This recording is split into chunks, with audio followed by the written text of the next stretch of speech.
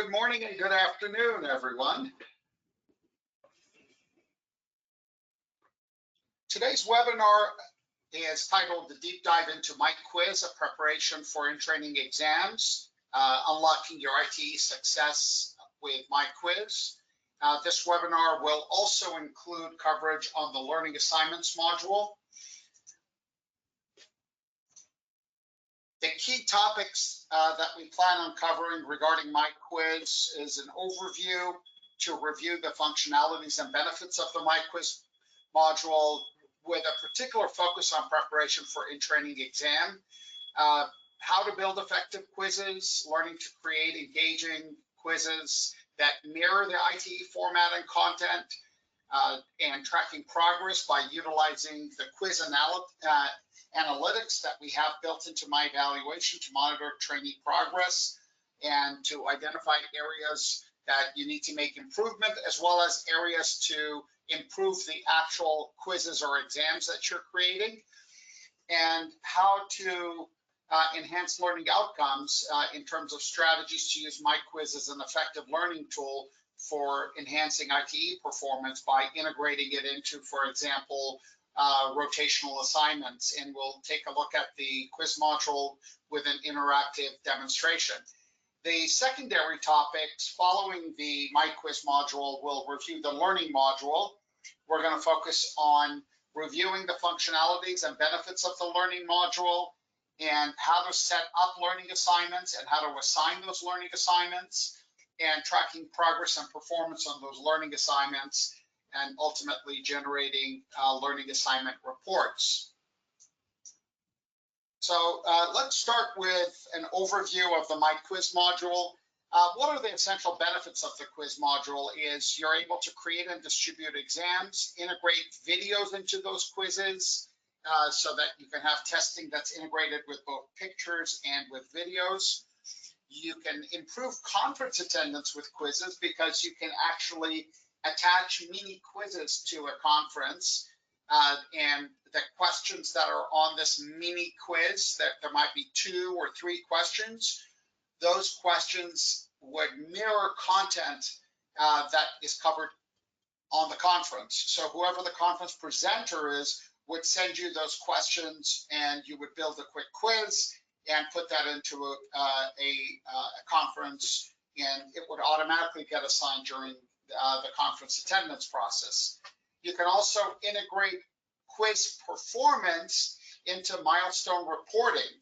So in terms of medical knowledge, you can actually integrate how well your trainees are doing on their quizzes directly into the medical knowledge component of the ACGME milestones. And of course, you can do statistical analysis on their overall performance.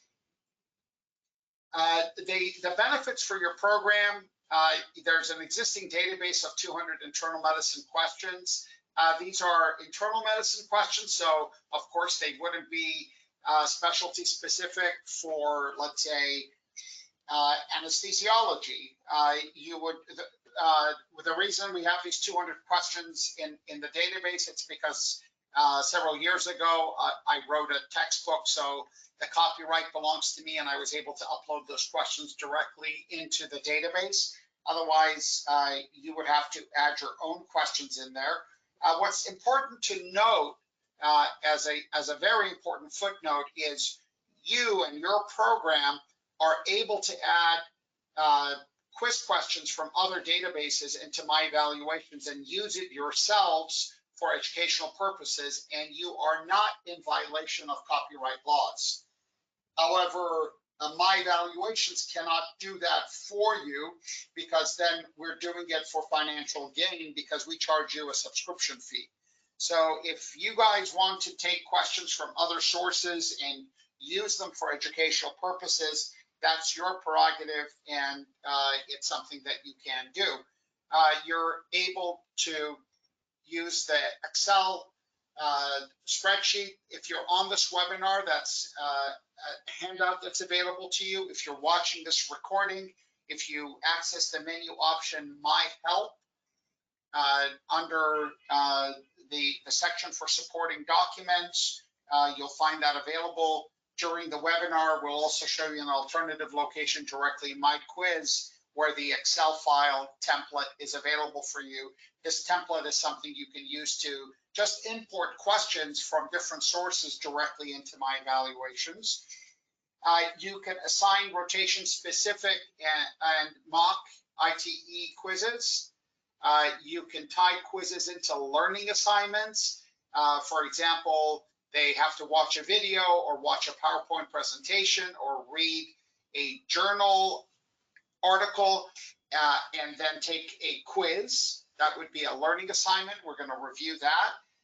You can map performance to the milestones. So it's not just these learning assignments by themselves, but you have the benefit of getting all that information integrated together.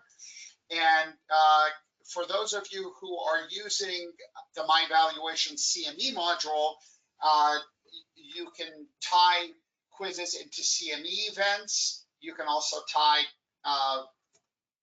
quizzes into the conference module as well.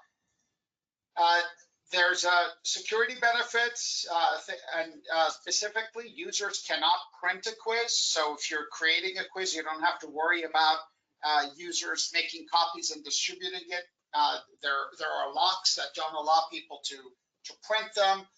They're not allowed to do print screens. Of course, we can't stop people from taking pictures of a screen with their phone, but at least through the controls on the computer itself, they're not able to print or take a screenshot. Quizzes can be designed to have a time limit, so you can create timed quizzes. That's an optional feature. You don't have to have them with a time.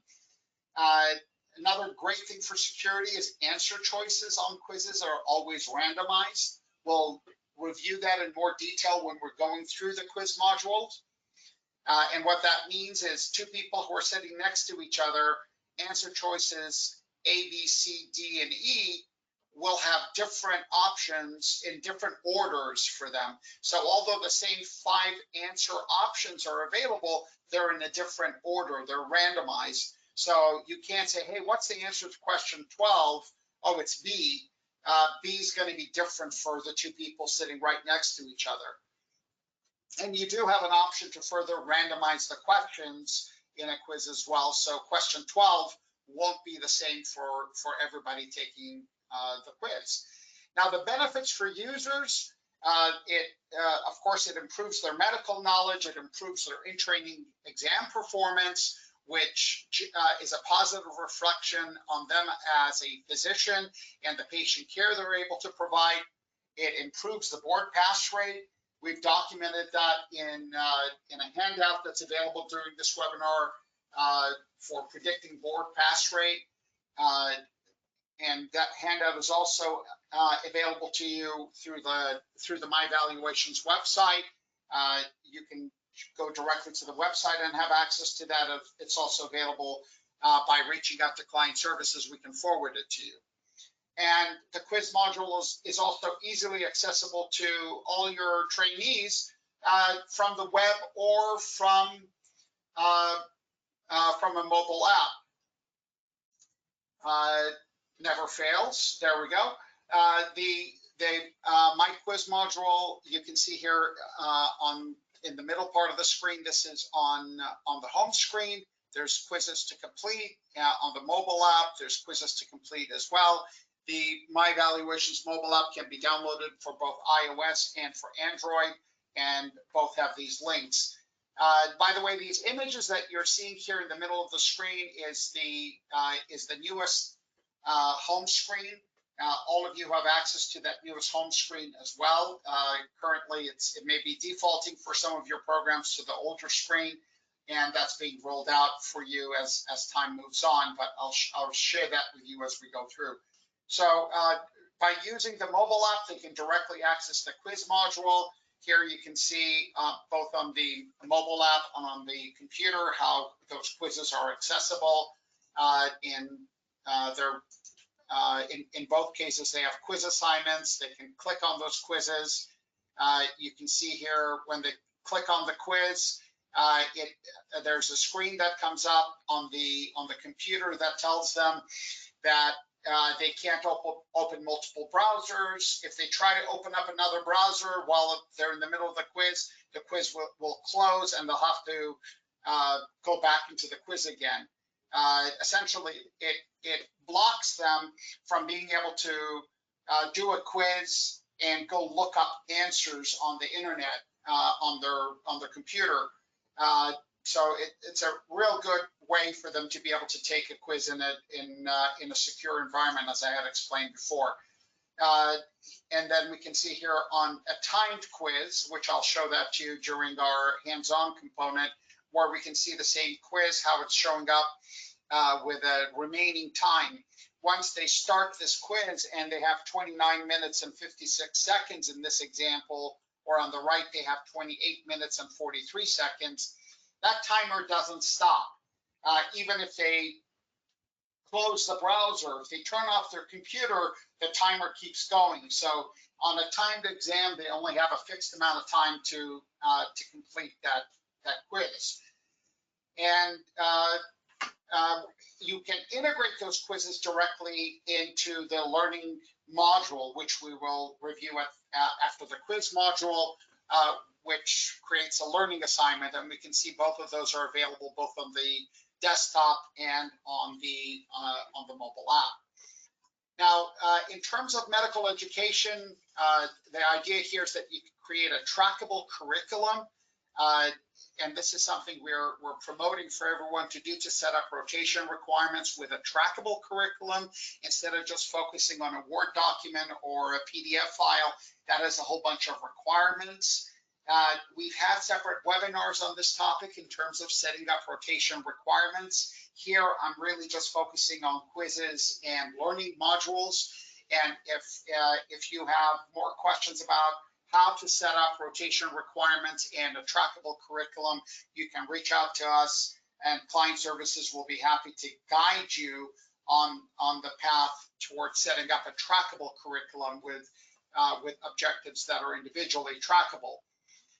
You can associate reading assignments, videos, and quizzes with your curriculum and integrate learning assignments directly into the rotation curriculum.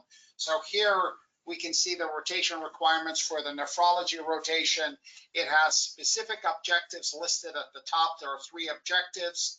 There are PGY specific requirements in terms of what is their level that they should achieve during that rotation.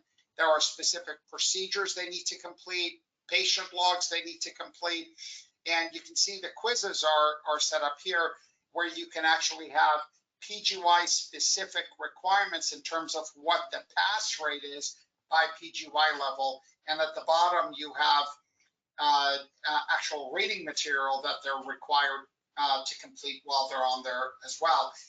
In this example, you can see that there are no learning modules that are set up, just the quiz. So the 2 are independent. You don't have to do learning assignments and quizzes. You could do one or the other, or you can do both. And I'll talk about examples of how you can have quizzes specifically without having learning assignments that are tied to it as well. Let's get into the entire process of designing a quiz. So the quiz design process is a multi-step, really easy to do process. There's 2 options. You can either manually add your quiz questions in, and we'll look at that specifically, or you can upload them using an Excel file, and we'll also look at that specifically. So let's review these 2 design options so that you're familiar. How do I go in first to manually create a quiz? Well, to manually create a quiz, the first thing you're going to do is access the menu option Learning. That's where you have access to both the quiz module and the learning module. And under the subsection called Manage Quizzes, you access Manage Quiz Questions. You'll see that questions are categorized by specialty and topic. So here I have a login. And under my login, actually, I'm going to do a different login here. Under this login, I'm going to go to the menu option Learning. Let's zoom in on the screen a little bit. We can see our MyQuiz management on the left, our learning assignment management on the right. We're going to focus on the left-hand side. So on the instructions, it tells you to go to the menu option Learning, the Manage Quizzes subsection, and we're going to go under Manage Quiz Questions. And I mentioned that all quiz questions are categorized by specialty and by topic. So this is our Hope Medical Center demo site. So in here we have a lot of different specialties that we have added questions into. The ones that are highlighted in blue are specialties that have questions in them. The ones that are not highlighted, they don't have any questions in them. So I'll scroll down, for example, to internal medicine. And under internal medicine, I have different topics. Now, it's very simple. I select a particular specialty and topic, and then we can look to see what are the specific questions that are available in that specific specialty and topic. So those questions are listed as such. You have the ability to edit them, mark them as active, or to delete them. If the questions are already being used in the database, you're not able to delete them. You can see in this example, the delete action is crossed out. Right now, our focus is to create a question. So we click on Create a Question for this specific specialty and topic. And we also have access to delete those questions. I'd like you to note that under the specialty and topic section, you have the ability to add your own specialty and topics as well. So if you look through a list and you see, oh, my specialty is not here, then you can simply click on Add New Specialty.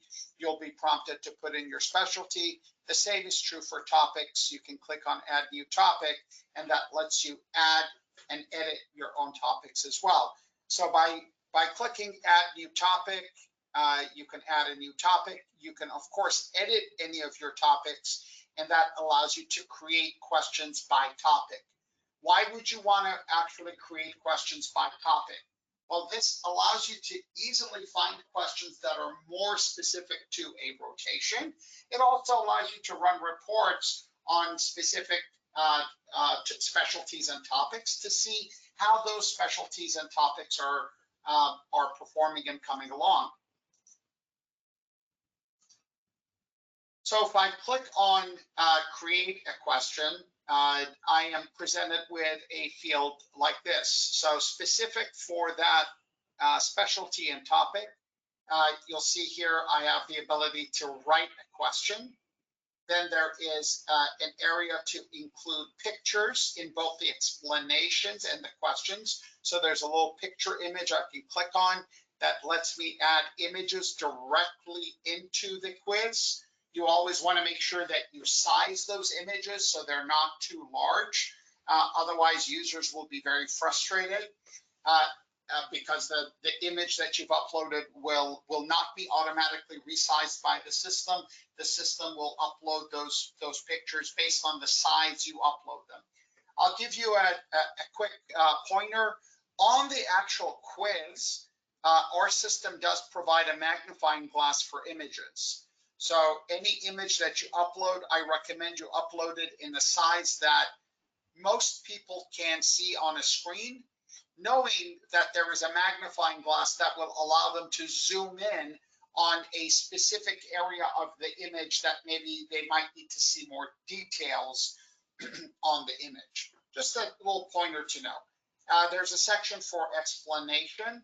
Every quiz question must have an explanation. So the question itself and the explanation are both mandatory fields. If you do not have an explanation for the question, explaining why the answer is the correct answer and why the incorrect answers are the incorrect answers, that's fine. Just write no explanation. In other words, the field must be populated. You can see how for a given quiz question, you also have the ability to attach an optional video. These videos are all uploaded through My Portfolio, through the video upload section of your portfolio. And at the very bottom, you'll notice that you have 6 answer choice options and you will then mark one of them as the correct answer. So let's pause there for a second, because this is a very important point right here that all of you must understand.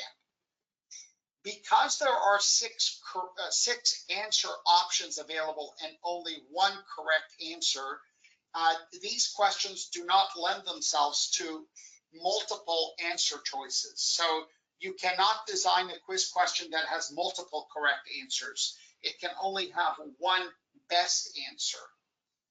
Remember that I told you that in my valuations, all quiz answers are always randomized. All quiz answers are always randomized.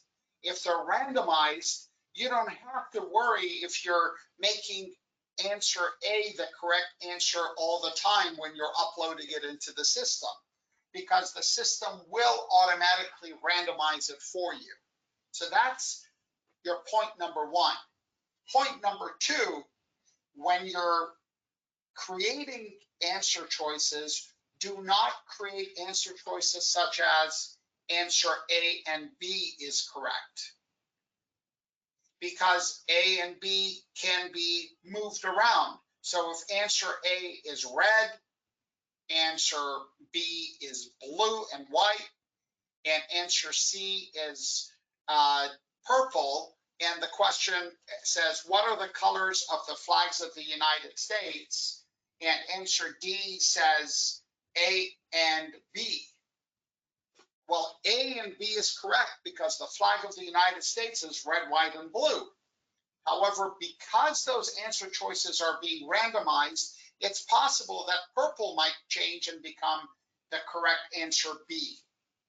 Now you have an answer choice that says A and B is the correct answer, and A and B is going to be red and purple, and that would not be the correct answer.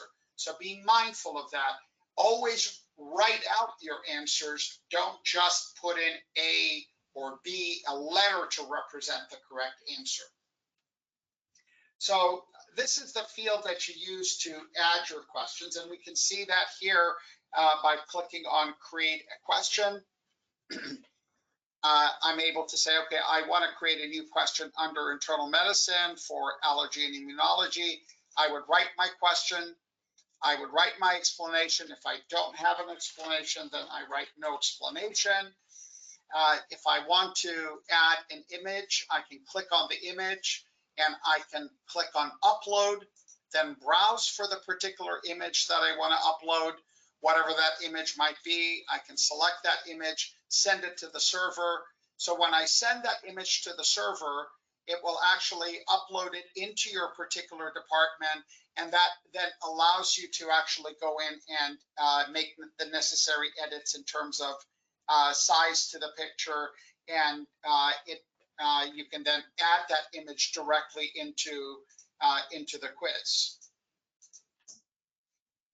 And then here I'm able to attach a video that I've uploaded and then put in all my answer choices. You need a minimum of 2 answer choices, and you would then select whichever one is the correct answer choice. So really simple, very straightforward in terms of manually adding your questions.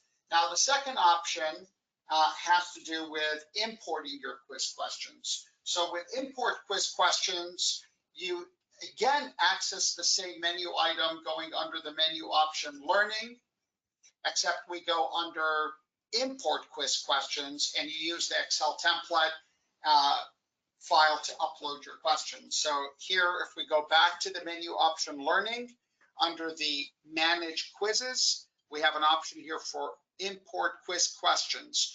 To the right of import quiz questions, there's a purple question mark.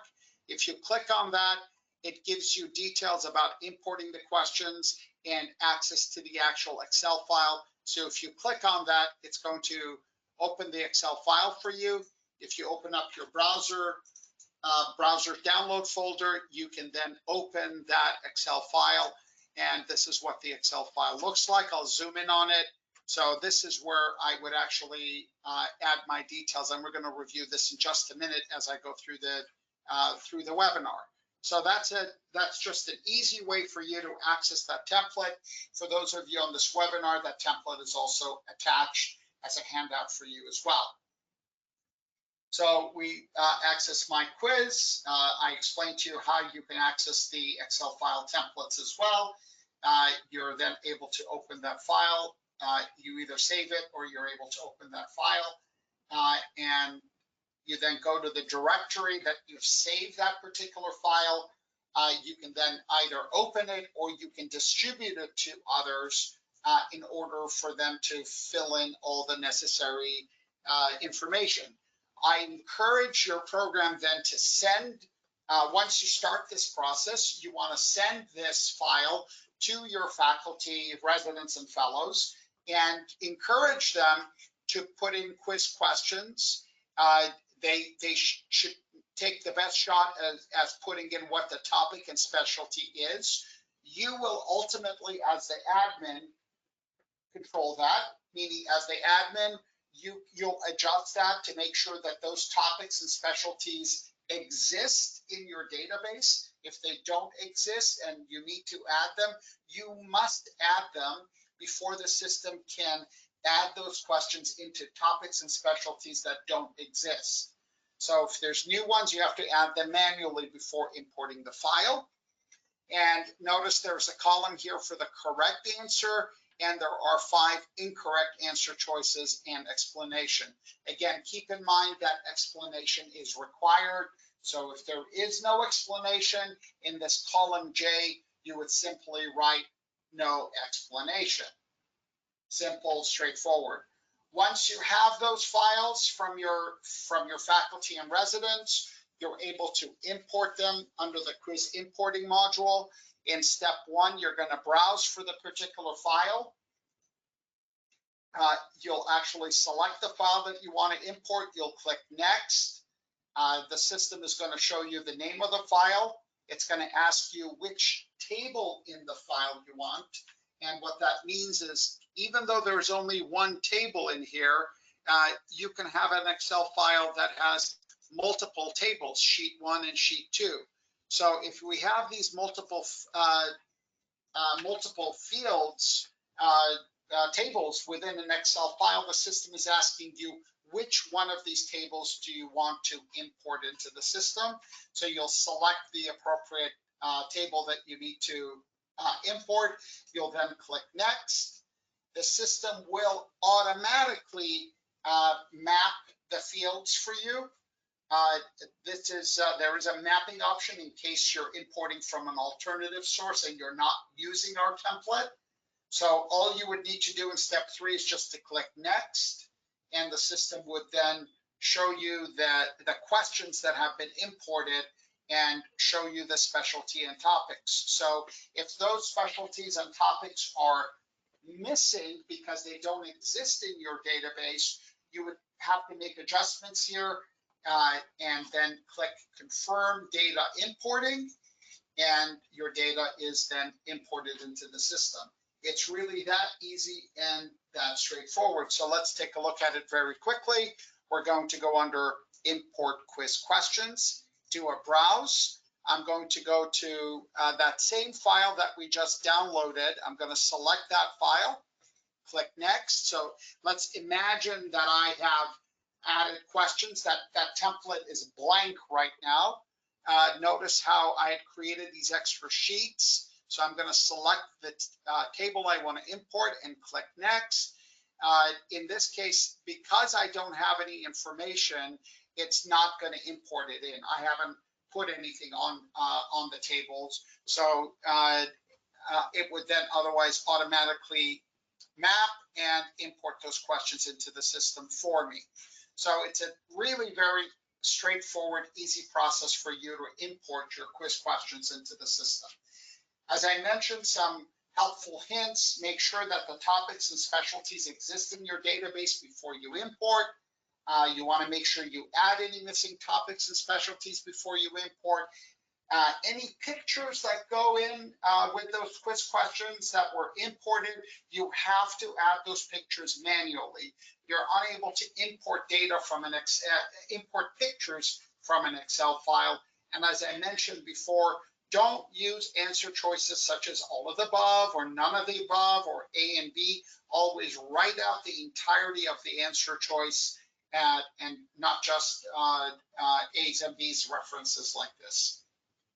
So let's now talk about the actual designing a quiz process. Designing a quiz is a three-step process that's accessible from the menu option Learning. Under Manage Quizzes, you go to Design a Quiz. In step one, you give it a quiz name. You have the option of adding a header and footer to the quiz. So if you need to write special instructions, you would put it in the header. If you have special instructions you want to put at the bottom of the quiz, you can put it there as well. Those are both optional. You don't have to do anything for those two fields. You can simply click Next, and that's going to take you to the section for you to select the questions that you want to add into the quiz. Now, the most productive way for adding questions into a quiz is to look them up by specialty and topic. So you select the appropriate specialty and topic, check off the questions that you want. The system is then going to show you here the total number of questions that you have selected to add into the quiz. And it's a very straightforward process, and all you would need to do is to click Next, and that's going to take you to the step 3 of 3 to show you all the questions that you've selected. So if you want to change the order of the questions into a particular order that's important for you, then you can click on individual questions and change the sort order. Otherwise, you can leave it the way it is. When you're assigning a quiz, you have the option to randomize the questions as well. Remember that answer choices are always randomized, so you have the option to randomize the questions when you're assigning the quiz. So once you verify and confirm everything is correct, then you click Finish, and you're done. The screen will then redirect you to the page called Edit a Quiz. So you started from Design a Quiz, but it will take you to Edit a Quiz so that you can see the list of the various quizzes that you've created. You're able to view your particular quizzes. You're able to change them from voluntary to non-voluntary. If a quiz is listed as voluntary, that means it's accessible to your trainees, your faculty. Quizzes are for anybody in your department. It's accessible for them to do the quiz on their own. They can actually go on their mobile app and they can say, I want to do a quiz, and pick a quiz and do it. If you mark it as non-voluntary, then that quiz can only be assigned by you. So maybe you're going to create an in-training exam and you don't want that exam to be available for voluntary. You actually want to do it under a time constraint. You want to have a specific start and end date and a specific number of hours or minutes that they can take that exam. So that might be marked as non-voluntary. You have an option here that says Off. The Off-On is a copy feature that allows you to copy quizzes from one department in your organization to another department. So if you've created a quiz that you want to share with other departments, you want to make sure that the quiz is marked as On. You then have the Publish option, very much like evaluations. Quizzes also have to be published. Once a quiz is published, you'll notice that the Publish will have a strike through and the Edit will have a strike through as well. So only unpublished quizzes can be edited. You cannot edit a quiz that has been published. You can, however, duplicate a quiz. So if you have an older version and you want to take some questions out and add some questions to it, you can make a duplicate of it and then edit that duplicate copy. And of course, you have the ability to delete a quiz. Just like evaluation forms, a quiz that is unpublished, a quiz that has not been published, once you delete it, the quiz is permanently deleted. If that quiz has been published, it will, once you delete it, it will remain in your database and you can still generate reports on it, even though the quiz has been deleted. So remember that you never delete data in our system. Now, let's take a quick look at that whole design process. So we go under the menu option learning, under manage quizzes, we go to design a quiz. We're going to design a quiz and call it sample David quiz. I don't have a header or footer. I'm just going to click next. By default, you'll notice that the system is showing me all specialties and all topics. It tells me here that I have 493 questions in total in this database. So if I just want to go through all 493 questions, I can go through it and pick the ones that I want to do. But alternatively, I can do what I suggested to you, which is select a specialty, then select a particular topic. And this is an example of what not to do with very large images. And then under that particular topic, I'm going to select the questions I want to include. So notice as I select those questions, it tells me that there are 3 questions selected. So if I go from GI and I change maybe to rheumatology and I select a couple questions, I see 6. I can always click on view selected and it will show me all the questions I've selected. So once you select all your questions, you click next. Now I can see all my questions. If I want to change the order, I click on the question and I move that question up, and I can move other questions down. Click finish, and from here it takes me to my manage quiz section, which is also called edit quizzes, and this would be the list of my quizzes, which I could then manipulate and do what I need to. That quiz was called sample, so it's sorted alphabetically. I can say show all, or I can change my pages to go through each one of the quiz sections.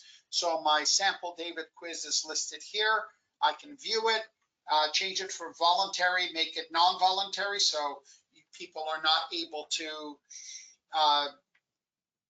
do it on their own. I can turn copy feature on so that that particular quiz is now copyable from my department into another department. So because the next functionality we want to look at is the ability to share quizzes. So if I have marked a particular quiz as shareable, I can access the share functionality from the menu option learning.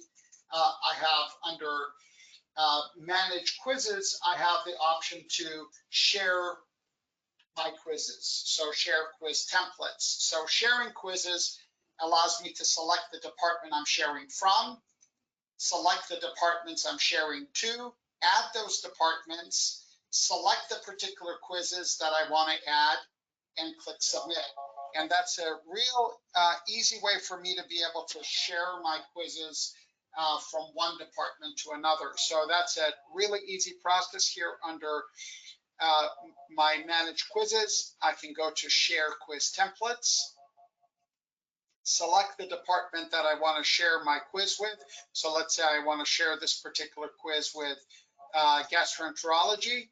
I then can take that quiz I just created because I turned it on. The sample David quiz is something that I can share, and I click submit, and now it has copied that quiz from my department into gastroenterology. So again, a very, very easy process for you to share your quizzes from one department to another.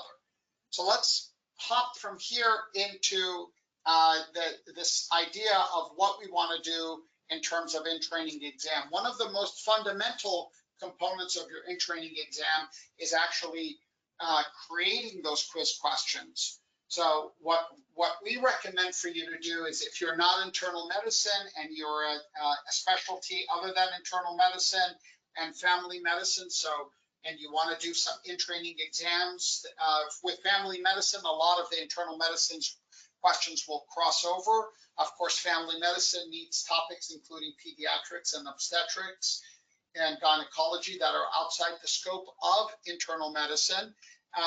What I recommend you do is you use the Excel spreadsheet to collect those quiz questions either from alternative sources or from your faculty and residents, import those quiz questions into the system, As per the case study that I've attached as a handout in this webinar and is available for you outside the webinar as well, we advise that these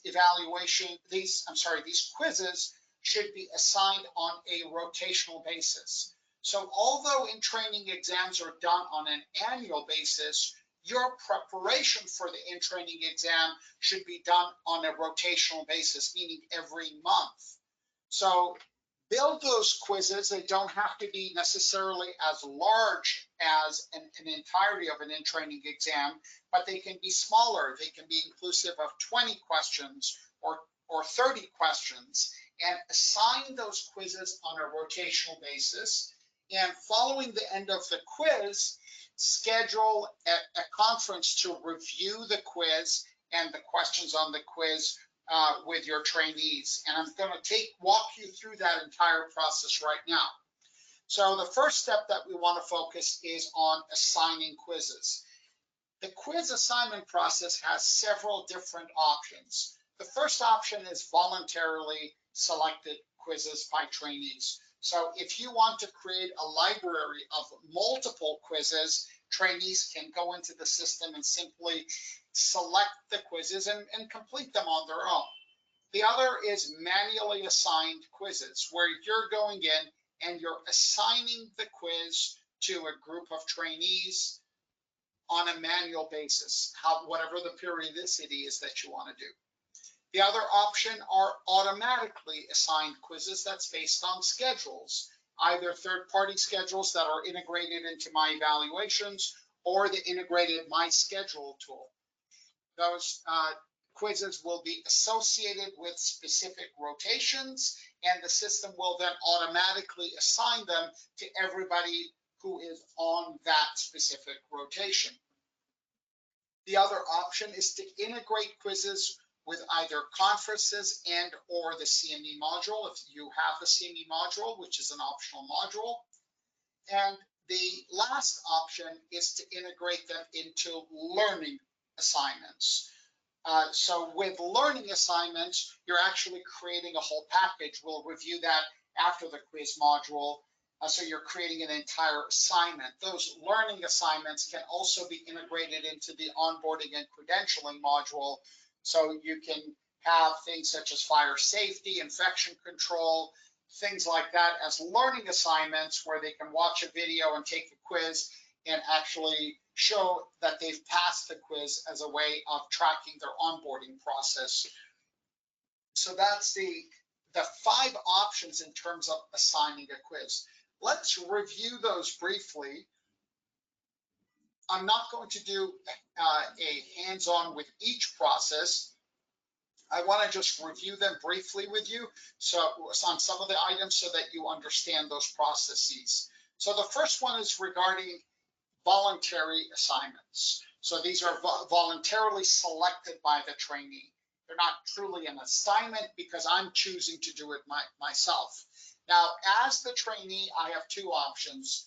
I can either say that I want to do it and I go to the menu option, Learning, and I select MyQuiz voluntarily, or I have the option of going to my shortcut menu and selecting voluntary quiz. So let's very quickly take a look at this, because some of you may not be familiar with what the resident's perspective is. So let's take a look at a resident's login. For those of you that may still be on the old interface, you do have a switch. It's a yellow box that allows you to switch to the new interface. This allows you to see the new interface, work with it. It's a fully functional new interface. It's being rolled out at different pace for different organizations, but you can take a look at it. So as the resident, if I want to do a voluntary assignment, I can either log into the system, and I have under my shortcuts menu, I can click on submit and go to voluntary quiz, or I have the option to go to learning, and under learning go to MyQuiz voluntary. So those are both accessible. In both cases, I'm presented with today's date. Because I'm choosing to do this quiz voluntarily, it automatically populates the start and end date, and it automatically populates the baseline pass rate for this quiz. So I select the quiz, I click Start Quiz, and I'm off to the races. So it's really, really that simple for voluntary quiz, and that's also available for them to do on the mobile app. Assigning quizzes manually, as the admin, you can go to the menu option Learning, MyQuiz Management, assign a quiz, and you use this to assign specific quizzes. It's a 5-step process. Step 1, you're going to select the particular quiz you want to assign. Step 2, you're going to specify the access date, the due date, the access time, and the due time. You have the option of selecting a completion time limit. So how much time do they have? And you have the option of tying this quiz to a specific rotation. Those are all optional. I'm going to do this hands-on with you. The next step is to go through and select the passing rate. What's the passing rate on this particular exam, and what are the number of retakes? So you have the option to give people up to 20 retakes on a quiz. So if you're using the quiz to track knowledge, then maybe you don't need a retake. If you're using the quiz just as a way to make sure that people are, let's say, qualified for something, and you just want them to pass the darn thing, you could give them multiple retake options until they pass. In step 3, this is also where you have the option of changing the sort order of questions. Are they going to be displayed as designed, or are they going to be randomized? This is where you do that in step 3. In step 4, you're going to select the users that you're going to assign the quiz to. And in step 5, you're going to select the display path of the quiz. Now, this is very important, and I'm going to go through this with you in specific details when I bring on the hands-on, so you can understand these different options. And once you click OK, that's going to assign that quiz directly. So let's go through this. Let's go through this administratively. We're going to go to the menu option Learning. Under MyQuiz Management, we go to Assign a Quiz. We're going to select a particular quiz. Notice that it's showing that the computer I'm on is in the Pacific Standard Time. I then select the access date. So when I click here, I have a time and I have a date. If I leave it as the default like this, it's going to put today's time. And if I say everybody needs to complete this quiz within a week, it's going to default it to 10:52 a.m. in 1 week. So you want to be mindful that if you want to make this quiz available, let's say as of 8 a.m. tomorrow morning, you select 8 a.m. and then select the date. And if you want to give everyone until, let's say, 4 p.m.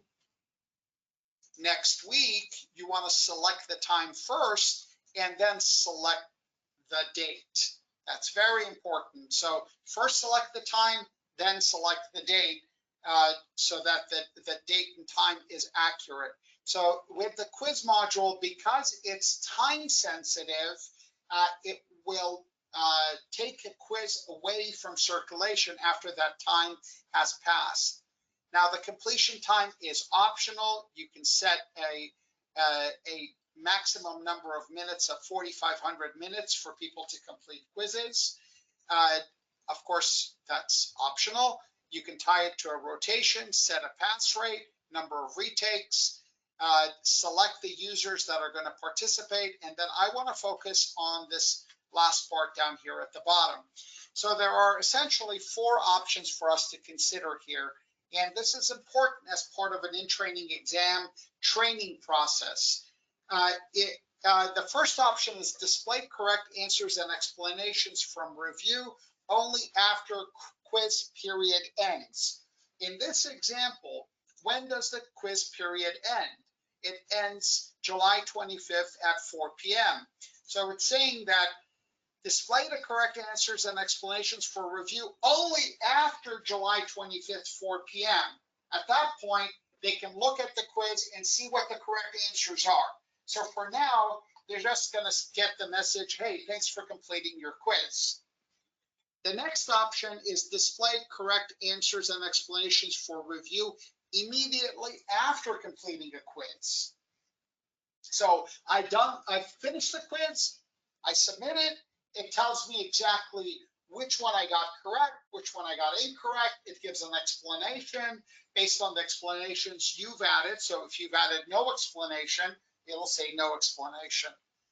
The third option is display scores, but do not display answers and explanations. So it's just going to let you know that, hey, this is your score. You had 20 out of 20. You had 2 out of 20.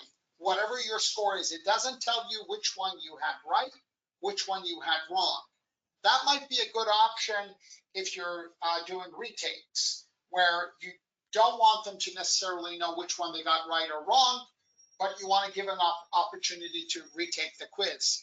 The first two options for display correct answers and explanations, either after a quiz period ends or immediately after completing the quiz, those are more tied into what I'm going to talk to you about the in-training exam. The last option, only display a completion confirmation, is also a potential option. In this case, the user doesn't get anything except thanks for submitting the quiz. They don't know whether they passed it. They don't know how they did at all. They only get a confirmation that the quiz has been submitted. So options 1, 2, and 4 are reasonable for you to use in an ITE training format. I would recommend using the last option, only display a completion confirmation. Why? Because the idea is we want all of the participants to actually come to that lecture so that we can all review the quiz together. Whether the quiz had 10 questions or 30 questions or 100 questions, it's an opportunity for us to review it. At that point, you can release their scores to them. You can let them know how they did. If you really want them to know how they did, then you can select the option to display a score, but do not display answers and explanations. The whole idea is for them to know what are the things that they've missed, what are the things that they need to work on. So generally speaking, most programs will go with option 2 to display the correct answer explanations. I'm sorry, option 1 after the quiz period ends. However, they tie that quiz period end directly to when the conference is to review the quiz. So if the quiz is ending Thursday at 10 a.m., Thursday at noon, there's the noon conference is being used as an opportunity to review those quizzes. So that explains the entirety of those completion paths I want you to utilize. So in terms of assigning quizzes automatically, you have 3 options. You can either trigger rotation-specific quizzes, which I'll show you. You can set rotation-specific quizzes to be auto-assigned, and we'll review that as well. And you can tie them into conferences and CMEs. In all these cases, what's required for you to do is to set up either MySchedule or a third-party schedule integration. MySchedule is, of course, the My Evaluations integrated scheduling tool. You can also have integration with MION, QGenda, Momentum, Tangier, Lightning Bolt, and a number of other scheduling tools. We're always finding there are new tools that are coming out on the market, and we always strive to get them integrated into the system. So if you're using a tool that's not currently available, reach out to us, and we're happy to work with you to help get those integrated into the system. So to trigger rotation-specific quizzes, we go to the menu option Learning, MyQuiz Management. We select the integrated assignments. What this allows us to do is to actually trigger quizzes automatically based on the relationship of a rotation. It's a really very straightforward process. So what we do is step one, we select a quiz. Step two, we select one or more rotations. What's the pass rate? Do I want to randomize the questions or not? To whom do I want to assign this to? Let's say to all the residents. And what's the completion pathway that we want to include in the quiz?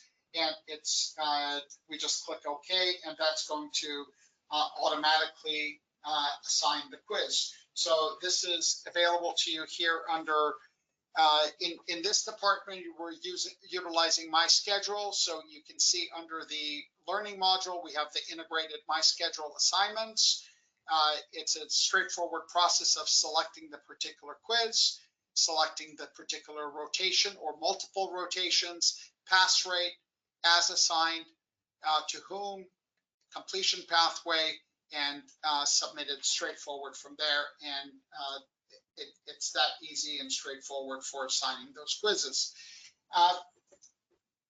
Now, the other option is for us to set up rotation-specific quizzes. With rotation-specific quizzes, we're going to go under the menu option Evaluations, Curriculum Management and Reports, and we're going to go to Manage Rotation Requirements. From here, we set up rotation-specific quizzes. So for every rotation, we can actually predefine those quizzes, set PGY-specific requirements. We can have multiple quizzes even if we want, and then assign, and the system will then automatically assign it for me. In this case, let's say for the pediatric rotation, I add a quiz, and for that particular rotation, when I add select a quiz, I then add that into the system, and it becomes available as a GI quiz for the gastroenterology rotation. I can then set up PGY specific requirements. If I click on the option here for manage quiz parameters, it allows me to set a pass rate, number of retakes, the display order, how the answers should be made available, and I can even set time limits for these quizzes. So imagine you've got a GI quiz that's assigned for the gastroenterology rotation automatically, but it has a 15-minute time limit. So anytime they select that particular quiz, the timer is going to start and they have 15 minutes to complete the quiz. And all of that is just a way to make sure that you're putting pressure in order for people to do a quiz under a time constraint, just to build endurance. You click update and those changes are then saved. We click update, and that's how easy it is to set that up. So again, that's available from the menu option Evaluations. You go to Manage Rotation Requirements. This is where you're able to select each one of your rotations, and under each rotation, then you can set rotation specific requirements. I have my page zoomed in here. So as I scroll down, I can see these are all my rotation objectives. I've set benchmarks. I scroll down, I have the various procedures they need to do. I scroll down, any patient logs, and I have multiple quizzes that are listed here with multiple requirements of what the different pass rates are by PGY level, and they're not required for PGY4s. I can make those necessary changes, click update, and the system will then automatically assign those. I don't need to do anything. As long as I've set up the quiz in Manage Rotation Requirements, it's all done. When you're creating a conference, you have the option of assigning quizzes into the conference as well. I'm not going to show you a hands-on for that. It's just step 5 of 9 that's available for you to assign a quiz to go along with the conference. When quizzes are assigned, there is an email notification that's sent to the user. It has the details about the name of the quiz, the access date and time, the due date and time, and it shows them exactly when the quiz is expiring. They're able to simply click on complete, and that's going to take them directly to the quiz. So it's a single click, it takes them right in. They can do the quiz on their mobile phone or on the on the website as well. When a quiz is completed, if a trainee fails a quiz, there is an early warning notification that is sent to the program director automatically when the individual has failed the quiz. It'll show the date and time the quiz was taken, by whom, the name of the quiz, the score, and the details. The program director does have ability to click on a link that will take them directly to the quiz in order to review that quiz. I'm going to take a moment here now to digress, and I want to take a look at the resident's perspective in terms of completing a quiz, just so that we can become more familiar with that. So here I'm logged in as a resident, Dr. John Adams. Under quizzes to complete, I see I have 2 quizzes. I click on the link. It brings up the details. I'm going to zoom in for everyone to be able to see. So one is accessible from May 2nd until May 31st, 2025. And it's called Quiz by Attending. And the retake is until pass. So we do have one option in terms of retakes that's until pass. So instead of just 20 retakes, they can keep retaking it until they pass the quiz. You can see the second quiz, which is an internal medicine quiz, is a timed exam, and it says you have 30 minutes to complete. It gives them a warning. Once you click complete, the timer will start and it cannot be stopped or paused. So notice that this one has 5 retakes, and this resident has already exhausted 2 of the 5 retakes. So once I click on complete, it's going to start that particular quiz.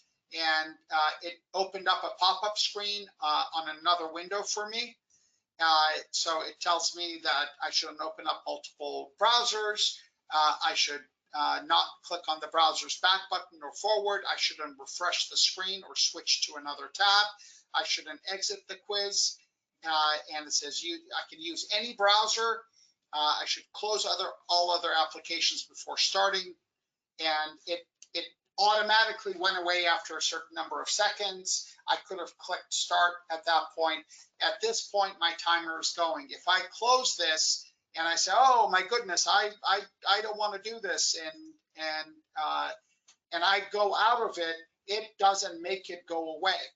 So let's say I say, well, you know what, I actually want to take that quiz, but I don't want to take it on my computer. The weather's really nice. It's summertime. I want to go sit outside and take the quiz. So I can go on my mobile phone. Here I've got the mobile phone in front of me. I'm going to go into the MyVals mobile app. You can see I've got the option here for complete a quiz. I click on that. Those same 2 quizzes are available here. I click on that quiz. Notice the timer is now at 28 minutes and 37 seconds. So had I answered a couple of these questions and gone through and, let's say, done a couple of these, I could have also saved this because, I don't know, I'm busy. Something came up, I've got to leave, and I could leave, I could come back, I can go back to that quiz and on my desktop. So I've got that same option that I saw before. Notice that the answers that I put on my mobile are still listed there. So I can go through, and I'm not even reading the questions. I'm just clicking stuff at this point. I can click finish. It says, please wait, your quiz is submitting. It tells me that I failed. I got 2 out of 6 correct. So this is the idea of how it tells me how I performed, but it doesn't let me see any details because this particular quiz has been set up not to show me any of those particular details. It's just the configuration. So now you have also a very reasonable idea of what the quiz experience is for users as they are assigned these quizzes and are completing quizzes. So when the program director or an admin clicks on this link, it does take them to the review quiz option. In the review quiz option, it provides a listing of all these quizzes. This is also accessible to you from Manage Quiz Assignments. So as an admin, if you go to Manage Quiz Assignments, you can see a listing of all those quizzes.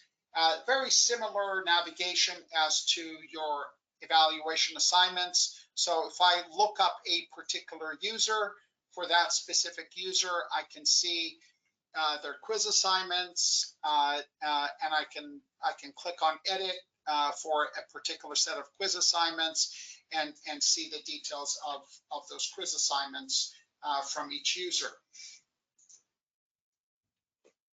So this is the edit functionality. At the very bottom of the quizzes, because there are a lot of details about the quiz assignment requirements and did this quiz come from a conference or from a CME event, or was it voluntary, or was it automatically assigned, you can see that there are 4 assignment sources that are listed there directly next to the quiz itself, with a key here at the bottom to let you know what the particular assignment source is. There's also a key letting you know how the answers are accessible. Are they full A, full B, or are they set up to be displayed only after the end of the quiz period? So those are all distinguished for you under the Manage Quiz Assignments. You can also restore any previously published quizzes as well, previously assigned quizzes as well. Now, you can also map quizzes to the ACGME milestones. So all of this quiz data is actually mappable directly to the milestones. And you can do this by going to your milestone performance mapping page under the menu option evaluations. It allows you to map them preferably. Usually it's going to be to MK1. That's the most common area that has to do with knowledge. MK2 does as well, but it does. There are some variances between different specialties.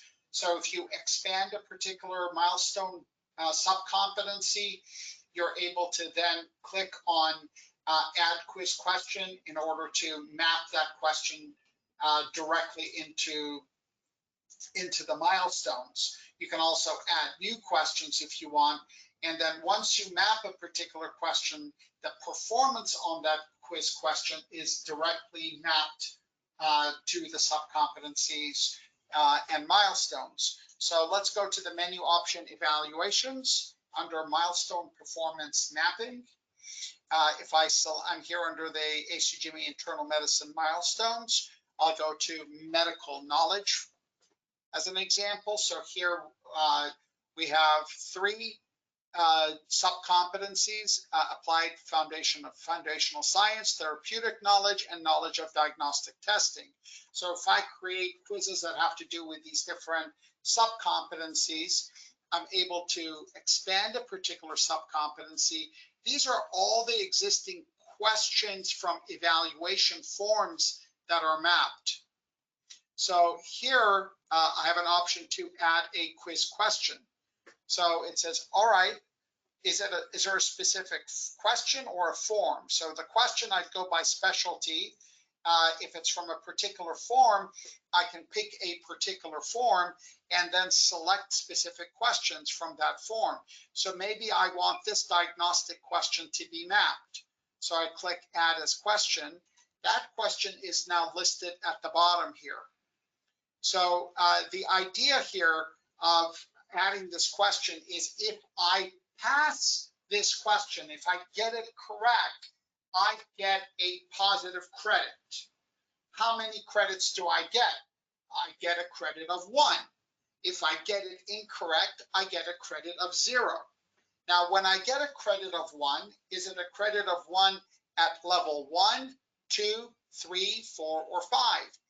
If it's a very rudimentary basic question, it might be a credit for level 1. If the question is a very advanced question, it might be a credit of 4 or 5. And this is how you use the maximum observation value. If this question is a very easy question, I might map it to level 1 or level 1.5. So if I get the question correct, I get a level 1.5 credit. Now, these credits will not pull my overall score down. So in other words, if I'm a third-year medicine resident and I'm performing at level 4 in my medical knowledge subcompetency MK3, and I do a quiz that has 100 questions on it mapped to level 1.5, it's not going to pull my performance score down. My performance will stay at level 4. So quizzes can only help me do better on my milestones. They're not going to diminish my performance on the milestones. So once I click update all users, it's going to update that particular milestone, and the data will then show up on your curricular assessment worksheet when your CCC is doing their review. So this is the entirety of mapping and setting maximum observational values. So in terms of reviewing quiz performance, there's a couple of sources for doing that.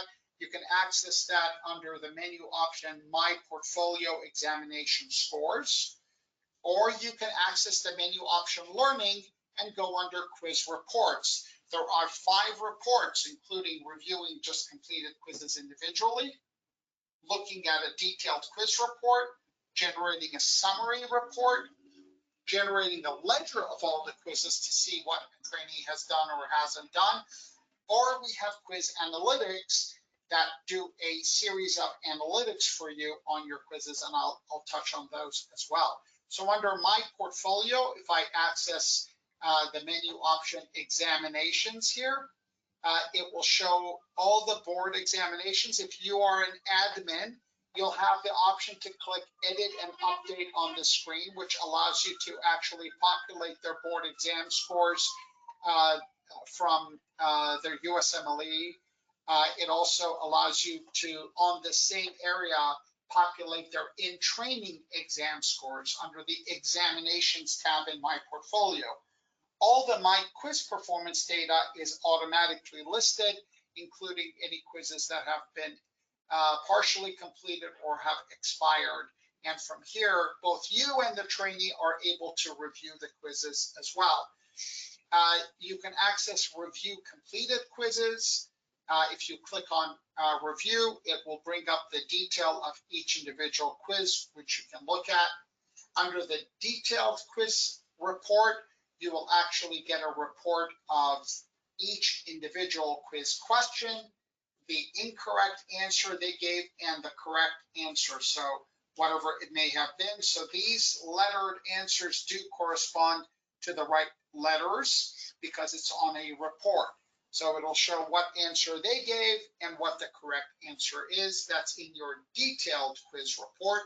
A summary quiz performance report just provides a summary of the total correct, incorrect, their score, whether they passed or not, and the date and time they took the particular quiz. The ledger of quizzes doesn't show their individual score or count, but simply shows how many quizzes they've completed and how many quizzes are pending or have expired. Now, the quiz analytics does provide you with a whole slew of different reports that you can generate. Your most useful report that I think is something that you all should learn to use is the comparative report and the item analysis report. So the comparative report, which I'm showing the image here in the middle of the screen, allows you to compare individual trainees to one another, but at the very top, it will also compare the groups. So if you're internal medicine, the first 3 bars are comparing the performance of PGY 1, 2, and 3s, and then it's listing each individual resident so you can see their performance as well. The analytics will do things such as coefficient alpha analysis for you as well. But what I like best about item analysis is I tie item analysis along with another process called point by serial analysis. I'm not going to put a lot of time into reviewing these with you on this webinar because I could spend probably an hour on that. I will advise you that on the handout for online MyQuiz admin, which is a handout in this webinar and is a handout available on My Help. We have an extensive area that talks about point biserial analysis. You use the item analysis report in combination to biserial analysis to identify bad questions. In a nutshell, people who are usually answering questions correctly, that's a good thing when they answer all the questions correctly. People who are not usually answering questions correctly, but manage to answer one particular question very correctly all the time, it identifies a potential question that is written poorly. So you're then able to either revise that question or eliminate that question because it's causing a deviation in your normal score distribution. So that's the summary of our quiz module. I want to take the remainder of our time here now to review the learning module. So in the learning module, we want to learn the basics of it. It's a much more straightforward process than you might imagine. This is the idea of you creating a learning assignment that includes an assignment detail, potential for handouts, videos, and quizzes. So a learning assignment essentially includes the following sections. You're seeing the entire assignment module at once. You can access this also from the menu option Learning under Manage Learning Modules. First thing you do is you start by creating a learning module. What's in a learning module?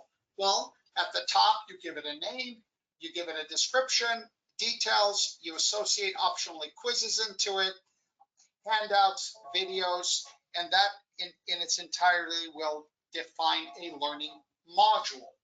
Once you've created a learning module, that learning module is now a package that you could use to assign. You can use it in the onboarding process. You can use it in the curriculum management to attach it to a rotation. So you're essentially creating a package that has all the instructions of what they need to do, any handouts they need to review, any videos, everything is in one single package along with the quiz. So let's review this step by step. In step one, we want to set up that framework of the learning module. So we need to start by giving it a name. We need to call it something, and then we need to give it some kind of a description. And then what's the actual assignment here? What do I need to do? Well, it might be watch the video and take the quiz. You are given 2 opportunities to take the quiz. You must pass the quiz in order to get credit for this learning assignment. It might be that simple as far as the assignment details are concerned. Then we scroll down and we go to step 2. Here you have the option of assigning a quiz. So if you've created quizzes that are specific to rotations, you can create these learning assignments and tie them to the rotation requirements, for example. Or in this case, it might be a standalone learning assignment that you're going to either make available for voluntary use or you're going to assign. So you would select the quiz, the pass rate, retakes, completion time, all the details we've already reviewed. In step 3, we're going to optionally attach a handout. So if there's 1 or more journals, so if you have multiple journals they need to review, you need to combine those journals because you can only upload 1 single file. So if it's 3 PDFs, you need to combine those PDFs into a single PDF and upload them. If you need help doing that, reach out to us. We'll give you guidance on that. You can attach a video to this learning assignment. Videos are uploaded through My Portfolio. You also have the option of uploading them through here as well. And then in the last step, you're going to select whether administrative review is required or not required. Now, it's very important that you appreciate what this last step means. Administrative review means that after the resident has passed the quiz, because in order for them to get credit for a learning assignment, they must pass a quiz.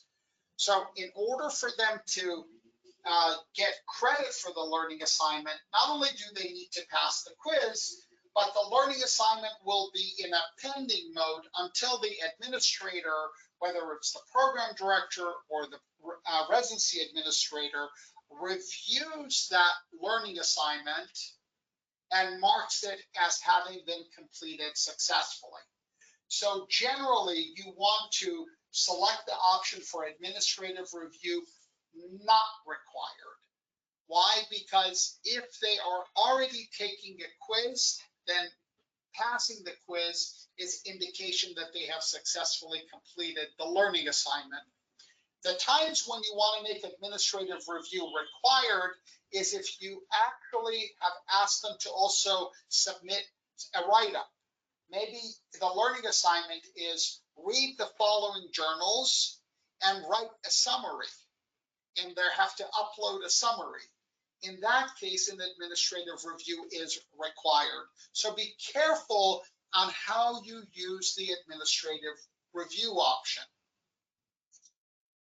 You click Save, and that creates that framework of a learning assignment. Once you have that framework, you can now go to assign that learning module. That learning module can either be done voluntarily, because you have the option of marking them as voluntary or non-voluntary. It can be assigned manually by the administrator, or you can assign it based on the schedule, or you can integrate it into the onboarding module. The third option for assigning it based on the schedule is where you actually put the learning assignment into the rotation requirements page. That was under the menu option Evaluations, under Manage Rotation Requirements. So automatically based on schedule, or you can integrate it into your onboarding and credentialing process. There is a separate webinar on integrating topics into the onboarding and credentialing module. Please watch that webinar for more information on how to utilize learning modules in onboarding and credentialing process.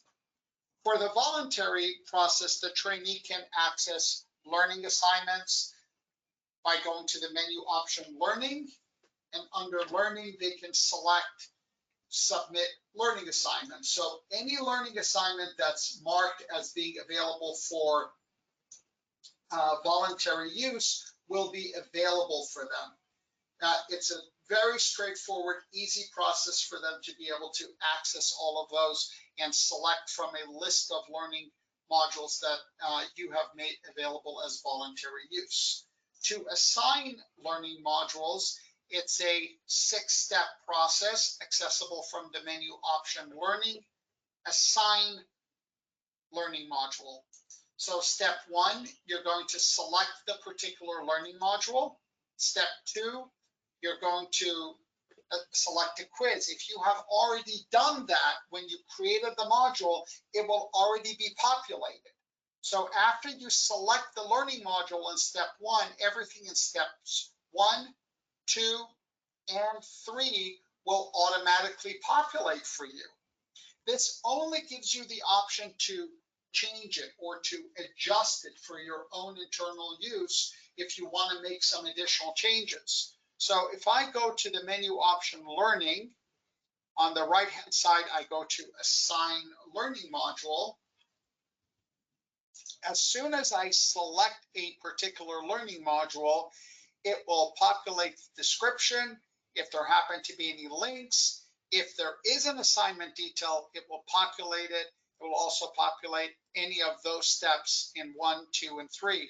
So all I would have to do is to set the assignment period, which is the start and end date. It defaults to today. Is administrative review required or not?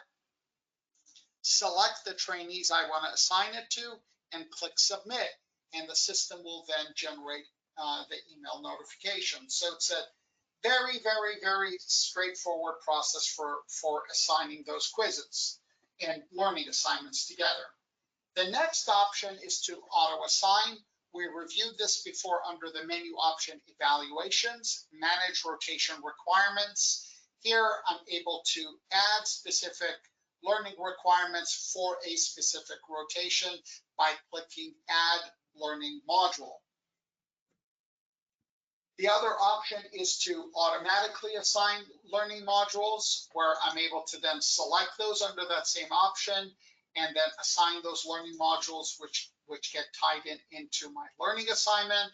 And once that's set up, I don't have to do anything. The system will take care of it for me automatically. I just want to make sure I update my rotation requirements. When you create a learning assignment, there is an automatic email notification that's sent to the user with the start and end date of a learning assignment. They have direct access to click on a link that will take them straight to the learning assignment.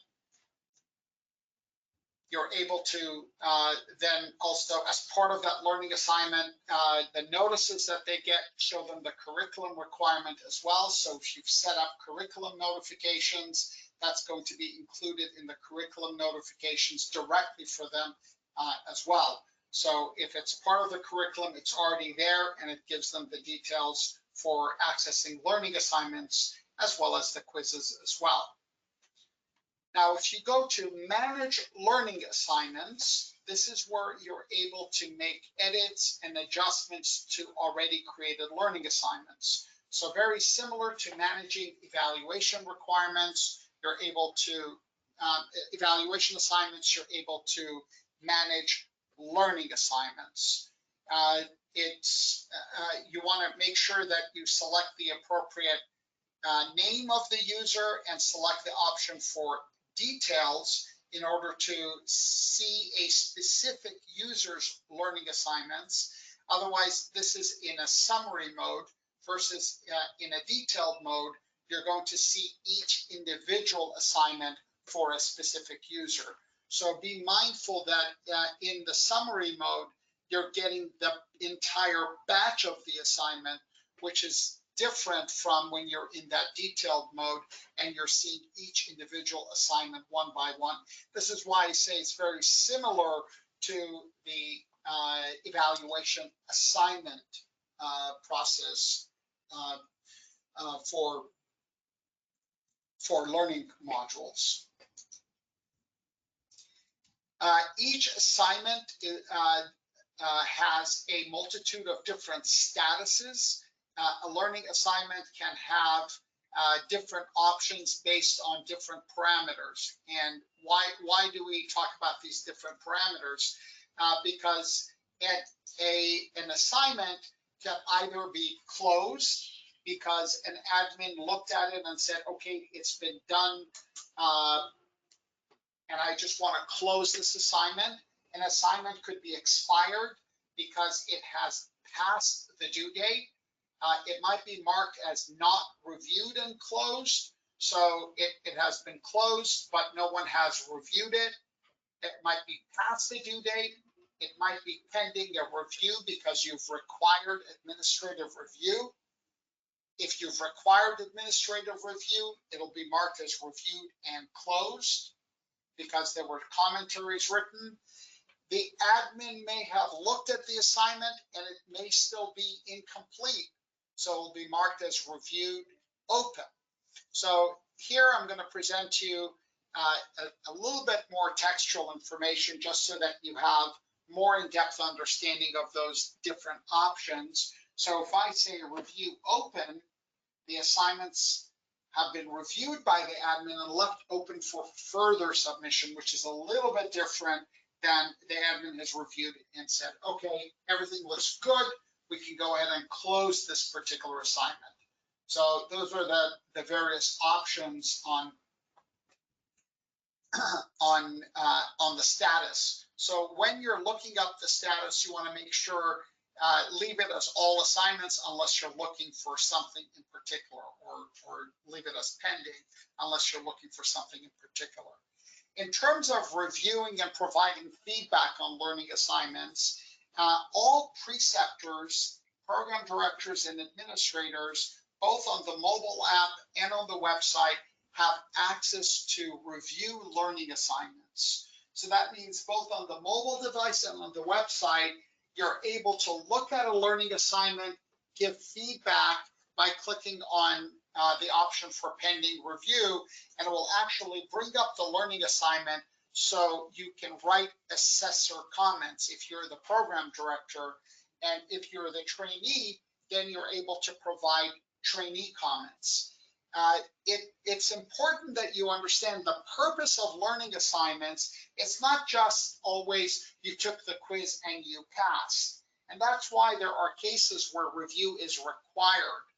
In those cases, a back and forth communication between the assessor, which could be the program director or it could be a preceptor, and the trainee could be further instructions to make adjustments or improvements in the learning assignment. That's why every learning assignment review process includes both an option for review close, or directly next to it, you have the option for review open. So if you, as the program director, mark something as reviewed closed, you're saying, okay, I'm done with this, it's fine, I'm finished. The trainee is done. But if you write some comments and you say, I want you to make further changes, the trainee will actually receive an email notification letting them know that they need to review this learning assignment with the comments written by the assessor. This allows the resident to make some additional changes before they resubmit it, and it's re-reviewed by the administrator. So think of this as two-way messaging. It's not just one-time messaging. This can go back and forth with messaging in order to help maximize the learning on this particular learning assignment. When a learning assignment is submitted, there is a review notice that's sent to the admin, the program director, and the preceptor that has been assigned to the trainee. It has all the details about the learning assignment, and there's a link to click on to review that takes you directly to access the learning assignment. Again, this can be done both on the mobile app and on the website. If you have learning assignments that are past due, there is a summary notice that's sent to the program director, the admin, and the preceptor with a list of all the learning assignments that are past due. These are automatic notifications. There's nothing that you have to do in addition to that. So in terms of all the learning assignments going out, that's great. Now we go to the next step of reviewing those learning assignments. Learning assignments can be reviewed from the menu option learning assignment reports. There are two reports. There is a detailed learning assignment report and a ledger of learning assignments. Additionally, all the learning assignments can be accessed from My Portfolio. So from My Portfolio, under the appraisals and goals section, there's a section for learning assignments. And if you access that both as the user and as the administrator, you'll have a list of all the learning assignments. They are also color-coded as pending, either pending red, where you have assignments that have a quiz and a learning assignment, versus items that are marked in orange, where they're not past due yet, and you have items that are completed. Partially, they're marked in orange, and items that are fully completed are marked in green. The detailed report is going to provide a listing of each individual assignment. That means it's going to show the details of each individual assignment, including the quizzes and the status of that user.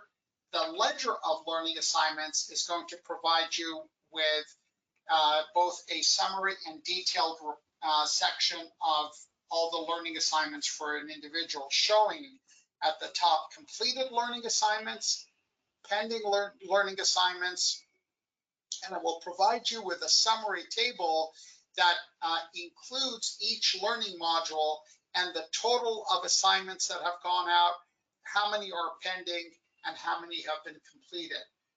In that summary report, if you keep scrolling down, there's another section that also gives that summary can also be generated all by itself.